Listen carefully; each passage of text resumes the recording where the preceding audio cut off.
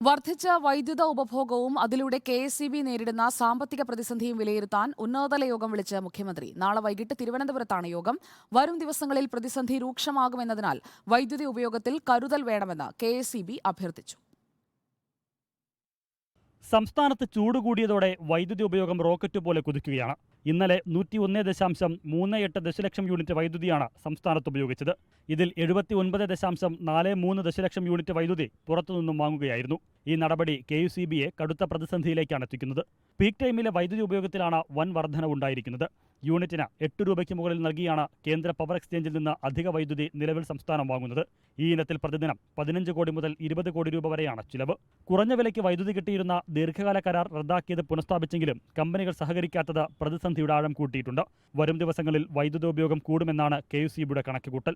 അങ്ങനെയെങ്കിൽ ഭാരിച്ച ബാധ്യതയാകും ബോർഡിനുണ്ടാവുക. ഈ സാഹചര്യത്തിലാണ് മുഖ്യമന്ത്രി നാളെ ഉന്നതതല യോഗം വിളിച്ചിരിക്കുന്നത്. വലിയ തുക കൊടുത്ത് പുറത്തുനിന്ന് വൈദ്യുതി വാങ്ങി പ്രശ്നം പരിഹരിക്കുന്നതിന്റെ ബാധ്യത സർചാർജ് ഇനത്തിൽ ഭാവിയിൽ ജനങ്ങളുടെ പിടലിയിലേക്ക് വരാനാണ് സാധ്യത. റിപ്പോർട്ടർ, തിരുവനന്തപുരം.